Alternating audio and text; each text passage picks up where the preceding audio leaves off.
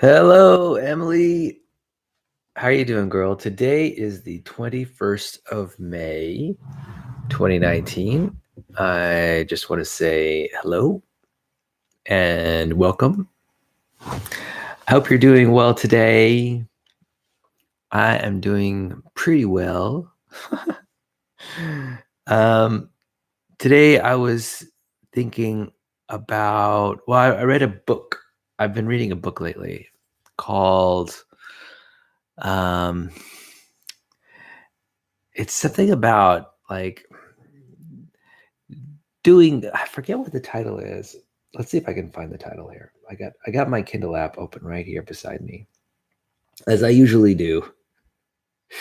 There we go. Kindle app. All right, so the title of the book I'm reading is It's Great to Suck at Something by Karen Rinaldi. And in fact, the main title is just Suck at Something. And what that's about is, for me, I think I'm a perfectionist in some ways. In fact, in probably a lot of ways. And one thing I habitually do is I kind of get down on myself when my performance is not as good as I'd like it to be in some area of my life.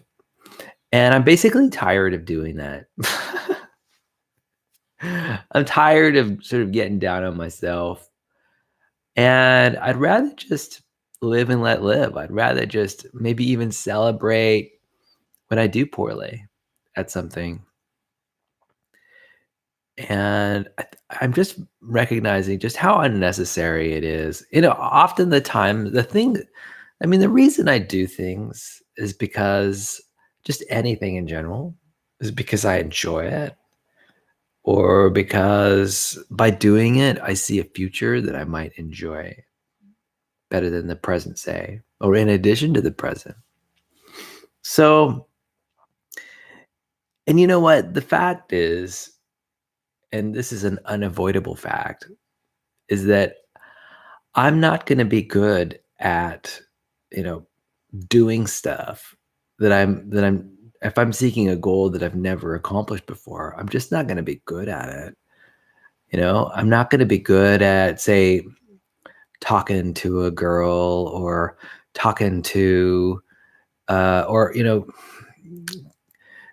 riding a bike that I've never ridden before, or maybe it's a sport that I'm not good at, like volleyball or whatever. I'm just when I'm doing it for the first time, I'm just not going to be good at it. And then the same is true for welding, right? I'm still a novice at welding. I'm just not good at it. And and that's fine, because I just started welding and I've only been doing it for a few hours. I mean, maybe 10, 20 hours is all I've spent welding. And I'm just not very good at it. And that's okay. If I get any kind of enjoyment out of this activity at all, it's better for me just to enjoy sucking at the activity, because I like the activity, because you know, I just don't have to be good at it all the time. It makes me think about what things that I've been avoiding because I know I won't be very good at it. There are a few things that come to mind. Now, even though I'm probably better at math than a lot of people are because I've had so much practice, I still don't think of myself as being very good. In fact, I think of myself as being particularly miserable at math. But yeah, and you know what? Even though I have a desire to learn math better, I decide sometimes not to, because I regret that I'm not going to be very good at it. I foresee that I won't be very good at it. Of course, that's hogwash. Since my minor in college was mathematics, I just never really got a really strong sense of confidence of my ability to do math, even though I know how to do all kinds of maths that are quite sophisticated, like geometry, trigonometry, integral calculus, um, differential equations, partial differential equations, vector analysis, linear algebra. I mean, it goes on and on, right?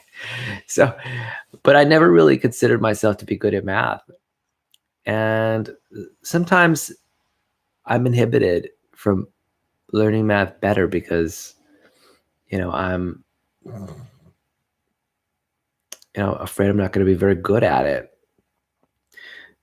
Math is probably not the best example, but there are other examples of stuff that I just don't do because I think I'm not going to be very good at it. Striking up conversations is another one, something that I'm continuously challenged by, but it's something I enjoy. I enjoy being involved in a conversation, particularly good conversations. I get a lot of joy out of them. But I also have a lot of sort of rules and ideas surrounding conversations and initiating them and even stopping them. And I don't know, sometimes it's easier just to sort of avoid it. It's kind of funny because, because here's the thing. The things that I value a lot, like how I value my relationships with my family and I value relationships with my friends. Those places are also a source of pain because I care so much about them, right? I care so much about them. I want things to go well every time, right? But that's not always the case because I'm imperfect. I don't know everything, and my behavior is, I don't know, it's not as perfect as I'd like it to be. And the same is true with my thinking, my behavior and my thinking. And so it pains me when I don't do a good job, when I'm not as good a father as I think I ought to be, or I'm not as good. I mean, these are things that are really important to me, that I'm not as good in a friendship or romantic relationship as I want to be. I mean, it pains me. It really pains me, because I care about my relationships with other people and my relationship with myself. In fact, when I can see myself treat myself in a poor way in my mind, maybe I'm overly critical or maybe just overly sensitive. When when I have really high values, really high standards about how I want to treat others and how I want to treat myself, and I don't meet those standards, it's upsetting. It's kind of exasperating, you know? And my point is that it probably is not very useful for me to get down on myself when I don't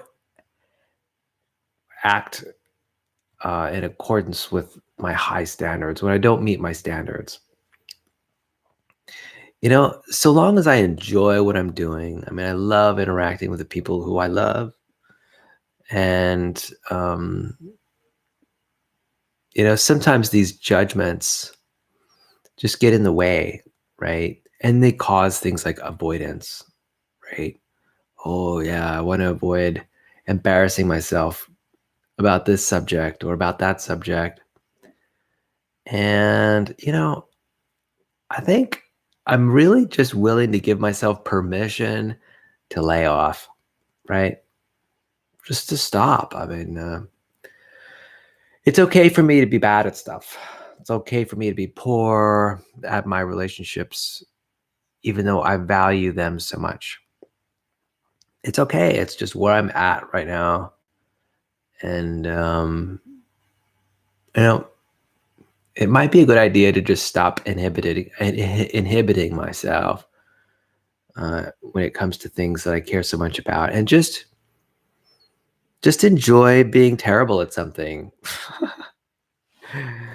you know, because the behavior or the interaction is something I like, right? I enjoy it. And it's okay for me to be bad at it. Yeah.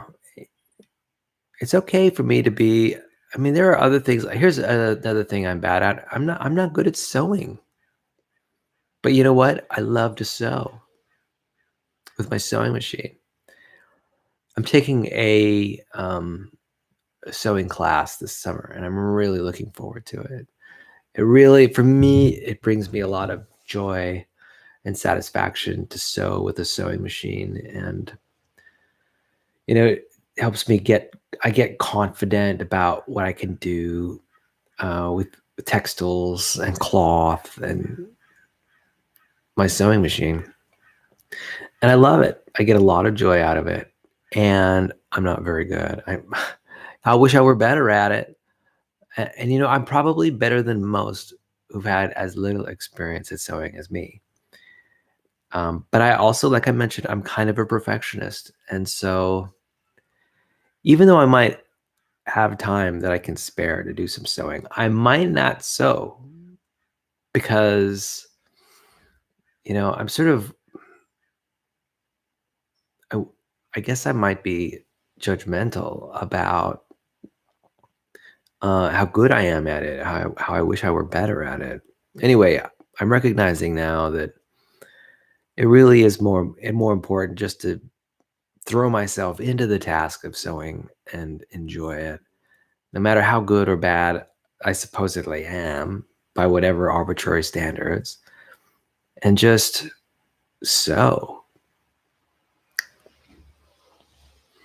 So anyway, that's where I am. I'm really glad that I've got this book. I think this book is going to inspire me to be more brave. It's going to inspire me to be more accepting about where I'm at. I think it's also going to inspire me to stop applying arbitrary standards to my behavior. And I think it might be helpful and just helping me to initiate projects that I would do because I enjoy them, and not because I necessarily need to be good at them. That's the thing with this uh, Instagram world, this Facebook world. Everybody's putting their best foot forward. And, it's a construction. A lot of people, when they put the photographs online, it's all about impressing others and getting strokes and affirmations and just sort of verbal reinforcement. And that's wonderful. I love that people are getting their strokes that way, and are getting a lot of good feedback. That's wonderful. But at the same time, they're also inhibited from describing all the things that make their life hard, right? Things that make them vulnerable. And that's a loss. It's a loss. I actually want to know about how my friends are failing and where they're failing, because I think that's really valuable and wonderful, really. They're trying to do something and they're not quite reaching the goal that they're setting for themselves. I appreciate that. For me, it's good information for me to know because I might be able to help my friends. Sure, with some training or coaching, maybe it's something I'm really good at. I'd be happy to help my friends to do a better job at performing in some area that they desire to perform. And also, if people were to let other people know about what areas that they sucked at, then I think there'd be a lot more camaraderie. There'd be a lot more connection between people. The fact is, success is kind of hard to come by sometimes. And that's the way it ought to be. Success ought to be hard to come by. And maybe it shouldn't be expected necessarily, because life is hard. Life is not easy. And a lot of things, like random problems, show up. People get in car accidents, or they get injured, they fall down. It's just what people do. They hit their head on stuff. They jam their fingers and their toes. They just do. Human beings are somewhat accident prone. We all do our best, but sometimes even that's not enough. And success is sometimes hard to come by. I'm wary too about judging how well we're doing based on what I'd call outcomes. It's better to be outcome independent. Yeah. I don't know, I think this whole goal oriented mentality or mindset has kind of gotten out of hand. Everybody is trying to hack their life and hack their bodies and hack their brain and hack the internet, and they're all trying to make progress and hack their productivity. And I'm for me, the fact is I'm all into that. I'm all into the self-development, self-growth world. And I love that. It's great. It's been of immense help to me. But there's another part of life too where, there's life, and it's a significant chunk about life where it's just about being non-productive and recreating and not doing anything that's going to sort of help your long-term future and help you achieve your five-year goals. Life is more than just goal setting and goal achievement. In fact, a lot of life, I would say 95% of life is really just the slog, right? To drive through traffic, to stand in line at the cash register at the grocery store. A lot of life is like that. A lot of life is like reading the section of the book that is kind of boring, but it's a book with subject matter that you enjoy, and the good part is coming up. Maybe not now, but maybe in a couple hours, there might be a good part show up that makes up for all the dead time. Reading the book, the setup of the story. So, a lot of life is like that. And I like this idea of being outcome neutral. Really, life ought to be about the journey and not the destination.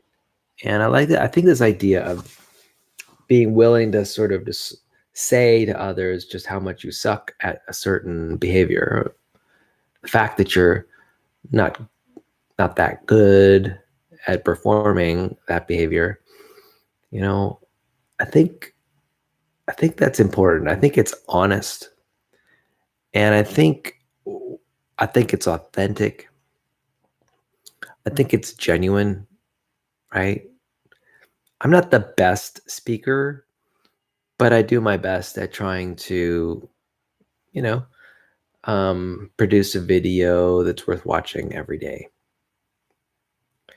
And I try to speak it in a way that makes sense and is a way that's relatable, And you know what? I also enjoy it.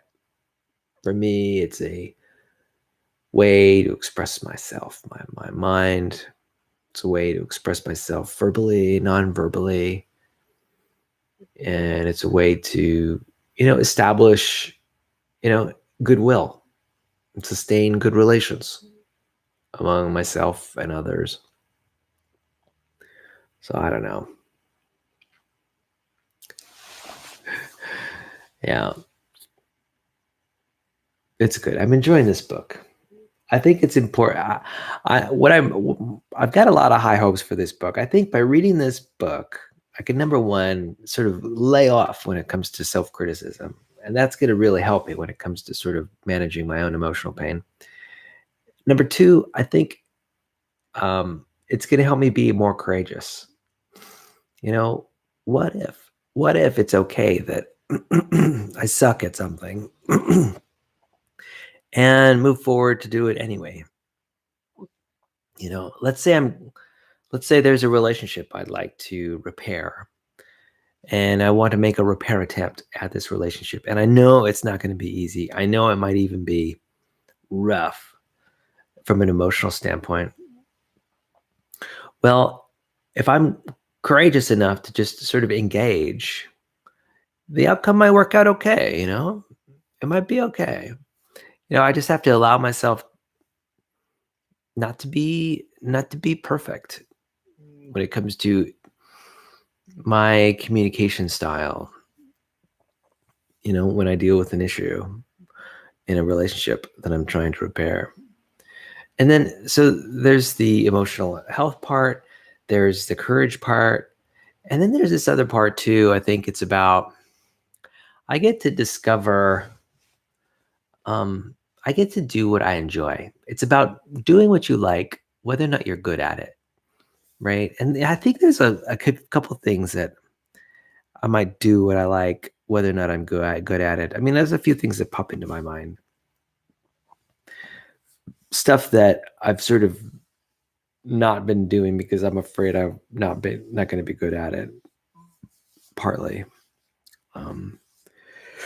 some of those things are learning a new instrument, learning a new musical instrument. Another thing would be learning a new language. Part of the reason, I mean, I really would love to learn Spanish, that language. And part of the reason I'm not deciding to learn it is because I'm a little shy about not being good at speaking Spanish.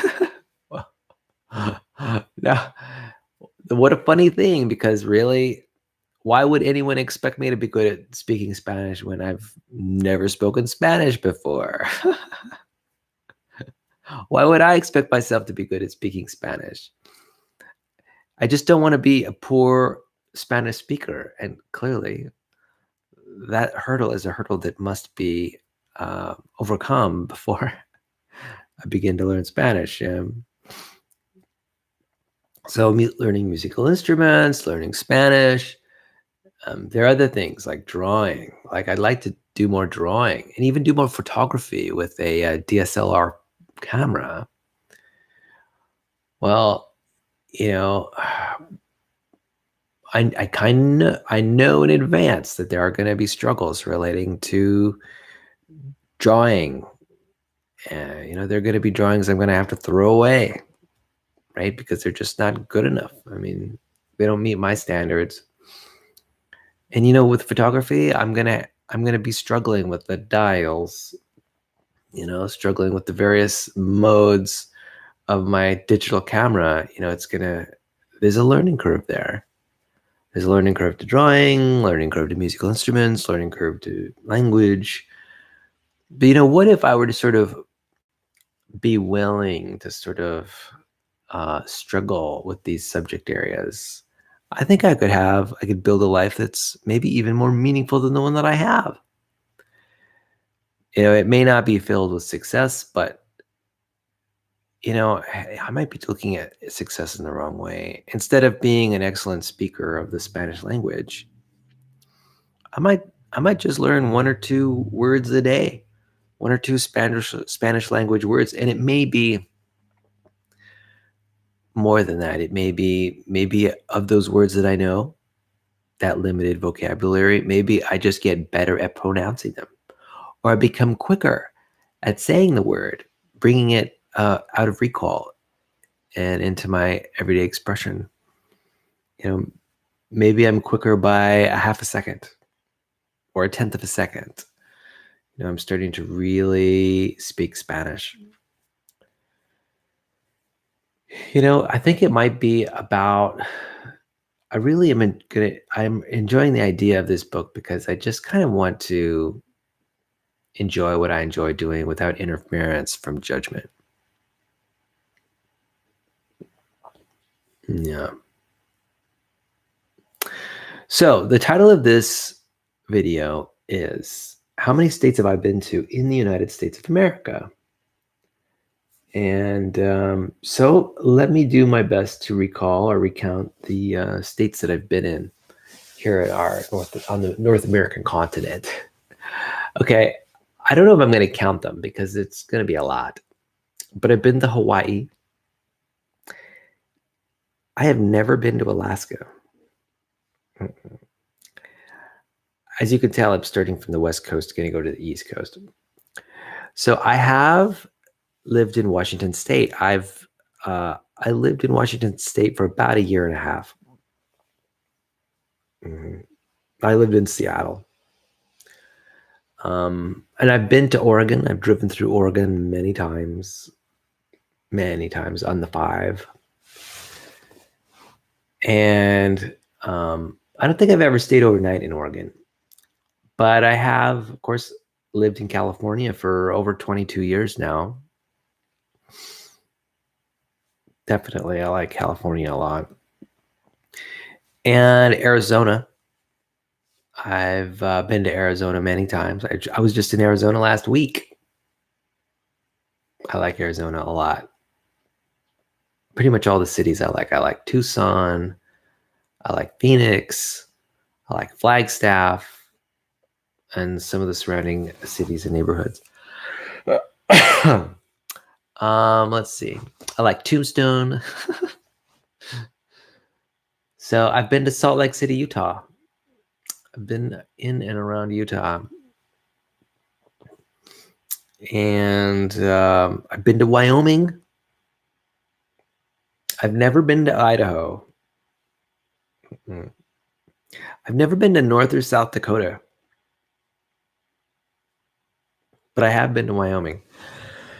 I've been to Colorado, of course. A lot of people have been to Colorado. I've been to Nevada many times, mostly to Las Vegas. But I think I've been to other cities around Las Vegas as well. And of course, I've been to New Mexico. New Mexico is the state in which I was born. So, that covers a lot of the Western United States and Texas. We'll call it Texas. I've been to Texas, of course, many times. Amarillo. I've been to Dallas, Houston.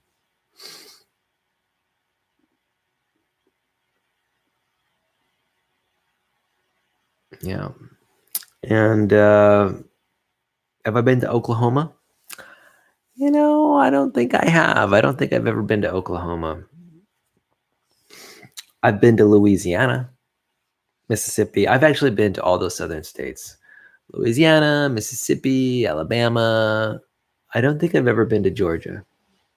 Never been to Georgia. But I've been to Florida. Been to Florida many times. I really enjoyed my time in Florida. I love Orlando, particularly like the Disney World, Epcot Center. And then I've been to the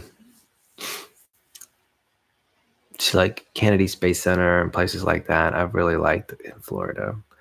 I like to explore. I'd like to spend more time in Florida. They got some weird roads down there. Weird roads. Lots of toll roads too.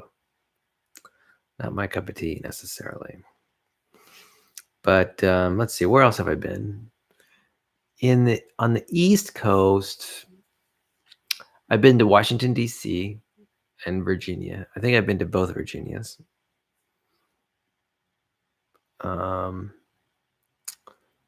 Golly.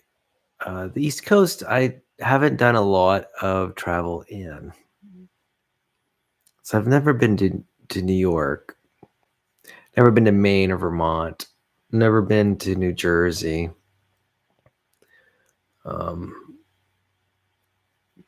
Did I say Delaware? I've never been to the Carolinas, North or South Carolina. And I've also never been to, well, I have been to like Illinois. I think I went to Chicago one time. And I've also been to Wisconsin. And I've been across the border to the Canadian border in Wisconsin.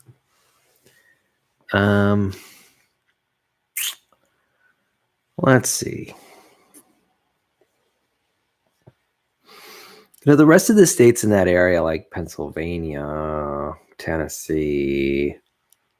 You know what? I was in Tennessee one time. I realized that I was in Tennessee. I did not spend a lot of time there, but I was in Tennessee. I went to a distillery there that made whiskey, I think.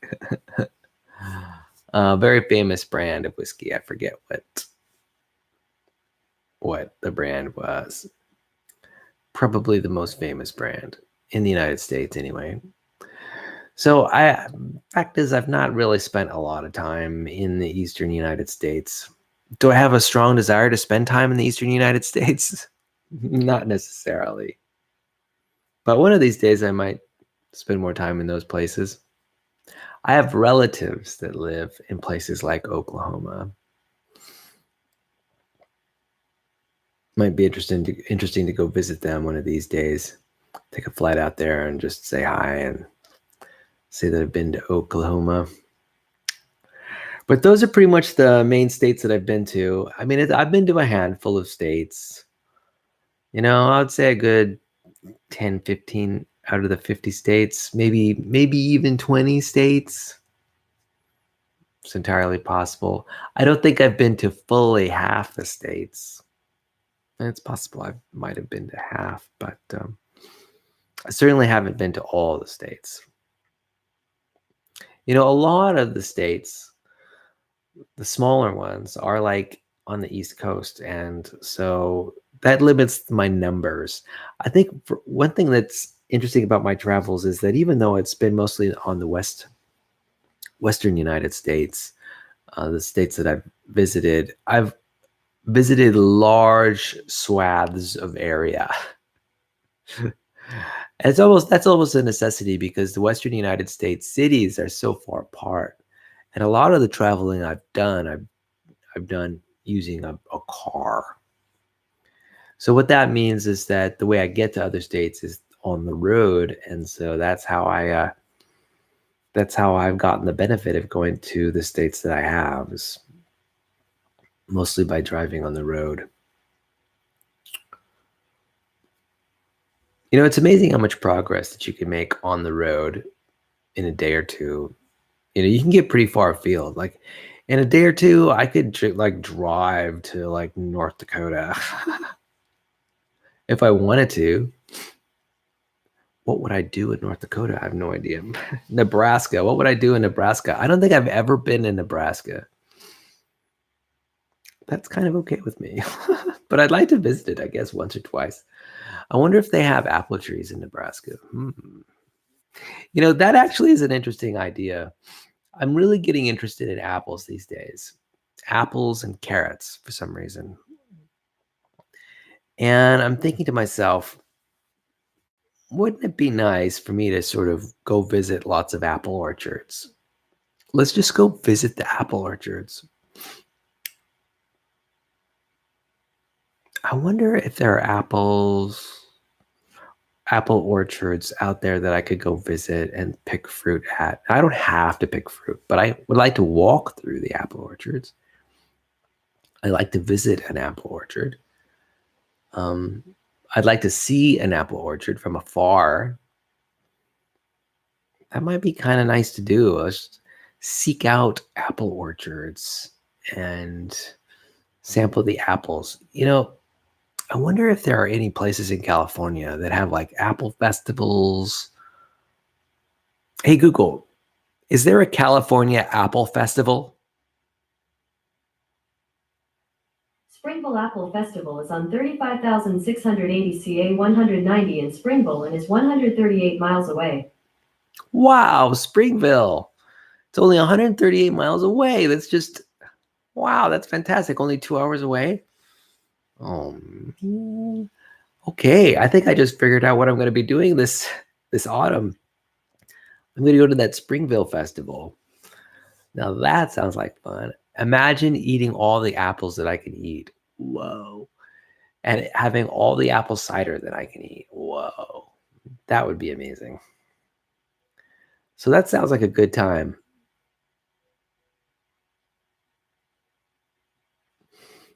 So, yeah. So tomorrow is a big day for me. Tonight is a big day for me too. Tonight, I'm going to go out with friends and we're going to go get sushi. I think we're going to go to what's called the Teppan Grill. And I think there's going to be like 9 or 10 of us, maybe more. And I'm really looking forward to getting some nice Japanese cuisine. And maybe I'll have some fried rice. Oh yeah, fried rice and maybe some vegetable spring rolls, right? Or maybe some California rolls. I need to figure out some sushi rolls that are vegetarian. I need to get better at learning all the varieties of vegetarian sushi rolls.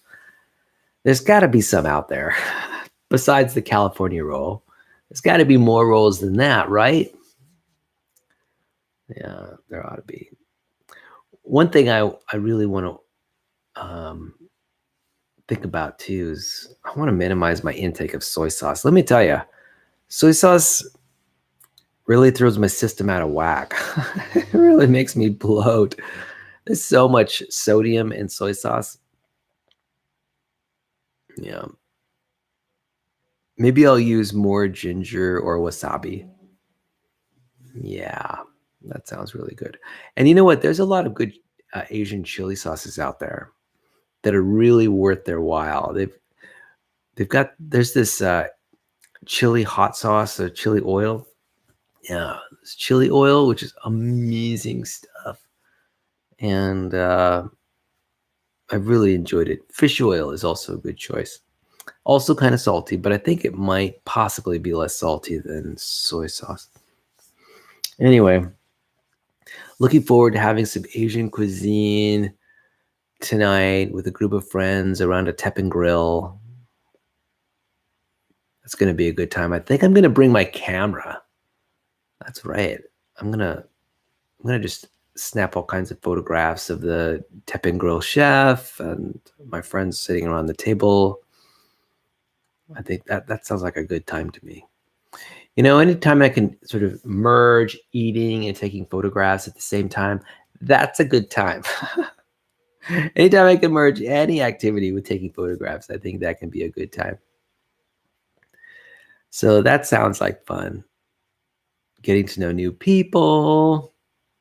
Yeah. So that's tonight. And tomorrow is going to be a big day. I'm literally flying out from LAX to Albuquerque to go visit my family. I'm going to stay overnight, at least the first 2 nights at my brother's house. Really looking forward to hanging out in Albuquerque, New Mexico. It's going to be neat to see the fam again. All my brothers and sister and their children and their wives, and I don't know. Sounds like a good time. Yeah, I'm really going to enjoy that. You know, it's amazing to me that it's been a year since I've been out there last. It feels like a year. It really does. I should probably think about going out there more often, I guess. I might want to think about driving out there. That would not be a big deal.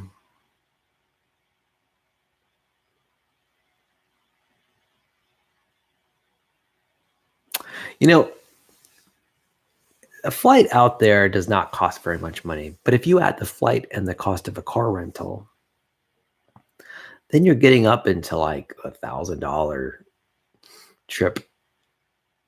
It might be just better just to drive my own vehicle out there to New Mexico instead of fly out there. Flying out there is pretty convenient, but you know what? Here's the thing. I'm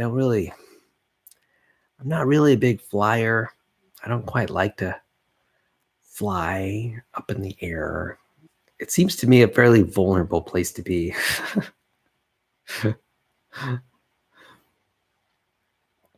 I kind of like it down on the ground. Although being on the roads, like on the freeways and stuff, is not necessarily a safe place to be. Those freeways are pretty risky, especially when you're on them. It takes like a good 24 hours to drive out there, you know. Hey, Google, what's the distance between Lompoc, California and Albuquerque, New Mexico? Lompoc is 929 miles away from Albuquerque by car. Hey, Google, divide 900 by 65. The answer is approximately 13.846. Okay, so about 13 hours. But here's the thing. It never takes just 13 hours to drive a drive like that. Maybe I could do 6 and 6. You know, actually, maybe 7 and 7. 7 hours of driving for 2 days. 7 hours of driving. Anyway, I'm curious, how are you doing these days, girl? I keep talking about final exams and you finishing up your freshman year of high school, and you know, I guess they're coming up for you, and I wonder, what are you feeling about that? What kind of feelings are arising in you? What kind of thoughts do you have about your finals? Or are there any finals that you think you might be struggling with? Like, say, your finals in math or science. I know finals in those subjects can be pretty challenging. I think I remember you saying that English comes pretty easy to you. And so my guess is that your English final is not going to be a big deal. It probably is going to involve some kind of essay writing. And I wonder, I'm actually kind of interested on how you write your essays. I'm guessing that you type out all your essays, right? Sure, on your computer, whatever type it is. Yeah, I can imagine. I used to type my essays, my English essays on my computer. At the time, for the first time, really, for the first few times when computers were just starting out, I would type my reports out on my dad's 128K Macintosh computer, which I loved. I really loved that computer. My dad purchased that computer for his business for $5,000. Can you believe that? That's so much money. Back then that was a lot of money. A lot of money. A lot of money. I can't believe my dad bought that. But he did. That was the future, man. It really was. And I guess it made things pretty easy. But wow. I loved having that computer. It was so good. I went to use that computer all the time. Well, as much time as I could get on it. I tried to get on it, playing chess. I remember playing chess on it and doing word processing. I remember in particular this essay that I wrote having to do with The Pearl by Pearl S. Buck, right? By Pearl Buck. And is that what her name was? Hey, Google, is Pearl Buck an author? Here is a summary from the website biography.com. Pearl S. Buck was born on June 26, 1892, in Hillsborough, West Virginia. In 1930, she published her first novel, East Wind, West Wind. Concurrent with her writing career, she started the Pearl S. Buck Foundation, a humanitarian organization. So yeah, I wrote a book. I wrote an essay, basically a book report on Pearl S. Buck's book called, I guess maybe it was a short story called The Pearl. And so one of the really strong points of the Macintosh 128K is that it's got a calligraphy font. It's got lots of different fonts. And what I did was I wrote this essay on the word processor using a font that was really elaborate. It was a calligraphy font, right? For me, I thought it was beautiful. Teacher didn't quite think that was the case. I think she found it somewhat hard to read. And anyway, I did not get a very good grade on that essay, but I really enjoyed typing it out. And not only did I type it out, but I also printed it out on a dot matrix printer at the time. I'll tell you, I love the sound of dot matrix printers. Bzz, bzz, bzz, bzz. Let me tell you, that is some good stuff right there. Today we've got inkjet printers and they're pretty silent. You know, we've had inkjet printers for a long, long time. I mean, I'm talking about experiences about when I was 15 years old with a dot matrix printer, but inkjet came around just after that. And so inkjet printers have been around for a good 20 years or so. And I remember there were inkjet color printers. Now, of course, the inkjet printers are amazing. They're more efficient with the ink than they've ever been. The pictures, the quality of the photos that you can print with the inkjet printers. Back then, the quality was not very good, but today's quality is amazing. And then, of course, we had the laser printers come out, and that was awesome. And then we had the color laser printers come out, and that was awesome. But I think in general, people have just sort of gotten accustomed to these inkjet printers now that they're just so good and so fast. It's amazing. But anyway, I remember I had experiences in my junior high year and high school years printing out and typing out my essays. And so my guess is that you're doing the same thing. You're typing them out. And my guess is that you'll probably do some kind of essay writing for your final exam. You know, one thing, Emily, that has struck me about your writing is how good your penmanship is. Man, you've got really good penmanship. I'm quite impressed. I'm so glad to see that. My penmanship could be better. I mean, I write you letters on a pretty frequent basis. And so if anyone knows how to read my writing, it's you. Thank you.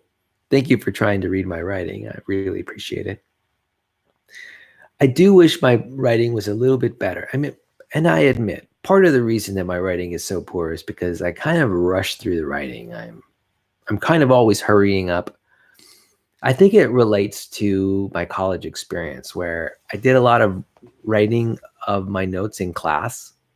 You know, I would write my notes while in class, my lecture notes. But the teacher would lecture so fast that I would kind of have to rush. And I did that for so many years, 5, 6, 7 years, taking notes in college, writing as fast as I could. And today I habitually just write fast, which I think has a negative impact on the legibility of my penmanship. And I have a feeling, Emily, that you might write a little more slowly than I do. And that's great. I probably should slow down my writing a little bit just so that it can be a little more readable. Readable for me, readable for others. Absolutely. I think penmanship is really important. And actually, I also think that kids learning to write in school using a pen or pencil is really important. I mean, the last thing that I would like to do is to be constrained to writing on a keyboard. Because, you know, keyboards are good for some things, but they're not good for everything. You know, especially when you just want to jot down a note or two. It's really important to have that skill of handwriting available to you. Yeah. In fact, one thing that I've discovered recently about my iPad Pro is that I can do voice dictation. I'm actually pretty excited about utilizing that ability. I'm thinking about even writing a letter to you using voice dictation on my iPad Pro. One of these days I'll do it. Because, voice dictation has always been sort of this dream, kind of like a pipe dream. But it's been a dream for me. In fact, I bought Dragon Naturally Speaking, and I might have even bought it twice. I think I remember buying the software Dragon Naturally Speaking twice so that I could do voice dictation of my emails. And I was actually having trouble with carpal tunnel syndrome. I have had trouble with carpal tunnel syndrome in the past, and it's impacted my ability to write notes and things like that, emails and stuff. And I really have dreamed about using voice dictation as a way to sort of work around problems with my wrists. Because the fact is, I just like to type. I like to communicate. I like to write. I find it enjoyable. And I do feel limited by my hands, my wrists, my ability to type for long periods of time. I wish I could type for hours and hours on end in ceaseless, unending way, because I probably would. I'd probably be a writer if I could just sort of sit down and write and never stop writing. But alas, I have physical limitations. I have physical limitations. And, it's just biology. It's just physiology. So I do have a desire to do voice dictation. I do believe that using voice dictation could help extend the amount of writing that I can do in a day. I think there could be a lot of other possibilities, but I really have been struggling to find software that I can use on a regular basis and use it in an effective way and use it quickly, and not be bothered by so many by corrections and things like that. So anyway, I have just figured out how to do voice dictation on my iPad Pro, and I think I'm going to try it out more and more and more. And I might even send text messages that way by just doing voice dictation of the text message instead of typing them out. Here's the thing, my coordination in my hands when I write text messages, sometimes my thumbs don't quite make it under the keyboard keys like I imagine that they do. And so I've got to do a lot of correcting when I type my text messages. Wouldn't it be better just to do voice dictation? Absolutely. I just need to make that more of a habit in my life. By the way, this thought just came to mind. I'm really looking forward to camping in the redwood forests near Santa Cruz, California in July. That's happening so soon. I mean, it's almost June. July is coming up. I'm going to have 2 weeks. Oh, it's going to be so much fun. I'm also thinking about not only just driving around Santa Cruz and enjoying Santa Cruz, but going to San Jose, going to Six Flags. I think it's called like Magic Kingdom or something like that. Animal Kingdom. Six Flags. That's going to be a blast. Oh my gosh. I'm also thinking about going to Mountain View, California. That's the place where they've got Google headquarters. But I'm going to go because I want to go to Ames Research Center, the NASA Ames Research Center, and I want to go to their visitor center and just hang out. Here's the reason why. I don't know where you're going to go to college, I'm guessing you'll probably go to a California school. But I'd like to be able to sort of visit. I might even move to the college town that you go to just so that we can hang out on occasion. I don't know, get to know one another. And I don't know, that sounds like fun to me. And so I've been thinking that if you go to college in Berkeley or in Davis, at Berkeley or at Davis, University of California at Davis, then I might want to move just a little closer to where you are, just so that we can have a chance to hang out, at least have a chance to hang out, even if we never do hang out. Hey, I can accept that we might never hang out, but I think I'd like to be just sort of in proximity, so that, I can help out if there are any issues that crop up or whatever. And who knows, maybe we can go out and get some sushi or maybe learn to surf together. Who knows? I don't know. But so I've been thinking maybe I could work at Ames Research Center. That is definitely a place where I could work, possibly, in the space industry. I think Aerojet has facilities outside Sacramento. I could work in a rocket motor building facility. Whoa. So anyway, that's cool. I'm really looking forward to, I don't know, I'm just really looking forward to the future. And I'm also appreciating the present more. I think that's reading this book about it, that it's okay to suck at some things is kind of inspiring me to be satisfied with how things are in the world. I'm sort of also recognizing that, that meaning is a construct. The meaning that the stories that people tell is kind of a construct. We just kind of make stuff up. And we also emphasize it's really us who believes the ideas that we generate. And it's really up to us to decide how much we believe an idea is true. The more I think about how the brain works, the more mundane it becomes. I mean, it's amazing. It's an amazing thing, but the more the more I think about how the brain works, the more subjective it becomes, the more neutral it becomes. I'm just recognizing just how the human brain is nothing more than a collection of, chemical reactions going on. I mean, at its base, I know I'm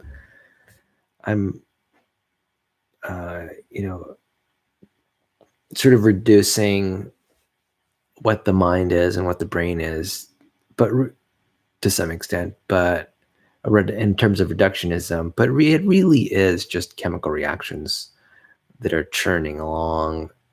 And, our behavior and thoughts are the result of these chemical reactions. And, I can really see from a scientist standpoint just how determined and deterministic these reactions are. And I can also recognize just how much of a subjective experience living is, and how interpretations vary, and how that there can be a million different perspectives on any given situation. And it's really up to you, to a large extent, really up to your brain chemistry about how you interpret the world around you, your external world. And I don't know, that view provides me a lot of relief. This idea that these moral stories that we tell ourselves about the good things and the bad things, and how that's just ancient mythology. And it's just not real at all. Anyway, in the future, I'm going to talk a little bit more about my beliefs relating to determinism and the clockwork nature of the universe.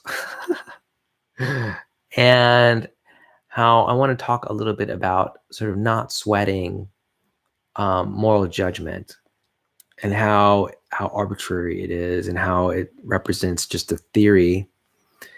And how, from a science standpoint, the fact is, causal links in science are really hard to come by. There's always, say, an association of one element with another element in a scientific study. It's really hard to prove causation in science. And the same ought to be true when it comes to moral evaluations. In fact, there might only just be associations in moral evaluations. It may not be possible to identify a causal link between, say, someone's laziness and which is a moral judgment, and them not doing stuff that you want them to do. Anyway, I'll get into all that later on, that philosophical stuff I've been thinking about lately. Emily, I hope you have a wonderful day today. I'm going to be going on vacation soon, starting tomorrow. So tomorrow might be my last video of this week. Anyway, I'll talk to you later. Hope you have a wonderful day and a wonderful week. And I want you to know that I love you very much and that you are important to me. Bye-bye, girl.